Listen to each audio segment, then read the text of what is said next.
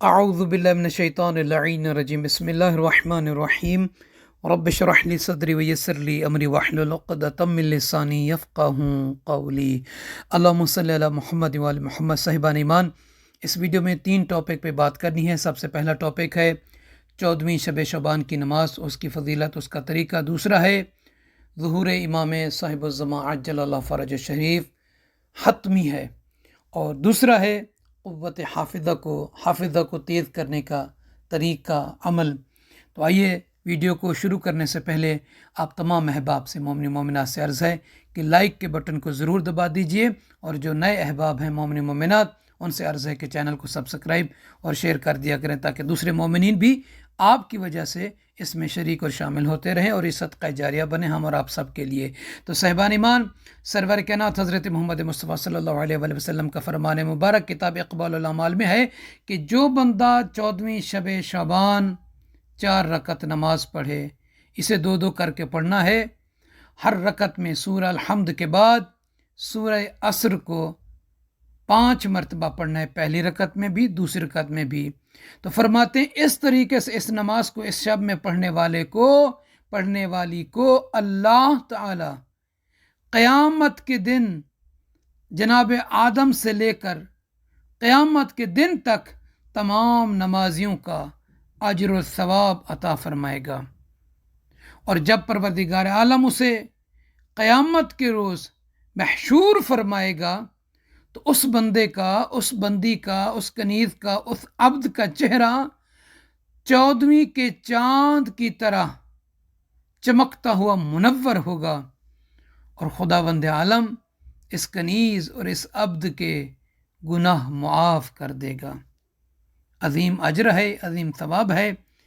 اور امام صاحب الزمان علیہ السلام کا ظہور حتمی ہے۔ 15ویں شعبان امام صاحب الزمان علیہ السلام کی ولادت کی شب ہے۔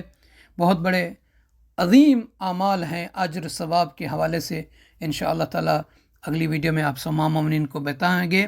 اور کچھ ایسے اعمال ہیں جو مفاتیح الجنان میں نہیں ہیں، اقبال الاعمال میں ہیں۔ البتہ اقبال الاعمال کا اردو زبان میں ترجمہ نہیں ہوا، تو کچھ حدیثیں ہیں جو ترجمہ کی ہوئی ہیں لوگوں نے، وہ ان کے سلسلہ چل رہا ہے۔ تو انشاءاللہ تعالی آنے والی شب میں جن مومنین کو امام صاحب الزمان علیہ السلام کی ولادت کی شب کے مکمل اعمال ادعیہ کے حوالے سے، نمازوں کے حوالے سے چاہیے ہوں گے، تو وہ واٹس ایپ پہ بھی رابطہ کر کے لے سکتا ہے۔ فرماتے ہیں امام جعفر صادق علیہ السلام، لو لم یبقى من الدنیا الا یوم واحد لطول اللہ ذلك اليوم حتى یخرج قائم اہل البیت۔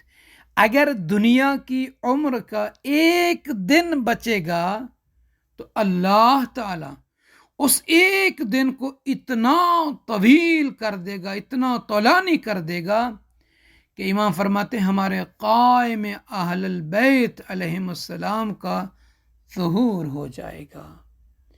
دعا کرتے ہیں کہ پروردگار اس امام کے ظہور میں تعجیل فرما، ان کے ایوان انصار میں ہم سب کو شامل فرما۔ تو تیسری بات، حافظہ قوی کرنے کا، تیز کرنے کا طریقہ یہ ہے۔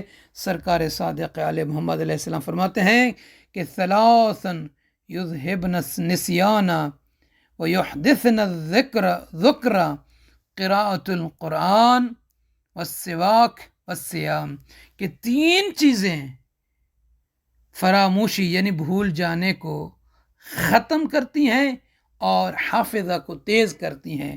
یعنی بھول جانے والی جو کیفیت ہے وہ اس کی ختم ہو جائے گی، اور چیزوں کو یاد کرنے والی جو کیفیت ہے وہ اس کی تیز ہوگی۔ کون سی؟ مولا فرماتے ہیں قرآن کریم کی تلاوت کرنا، مسواک کرنا اور روزہ رکھنا۔ یہ 3 ایسے عمل ہیں، ایسے کام ہیں کہ اس سے انسان کا حافظہ تیز ہوتا ہے، انسان کا حافظہ قوی ہوتا ہے۔ تمام مومنین کو دعا کرتے ہیں کہ پروردگار اپنی حفظ و امان میں رکھے۔ یہ مبارک مہینہ، یہ مبارک گھڑیاں اللہ پاک سبھی کو نصیب فرمائے۔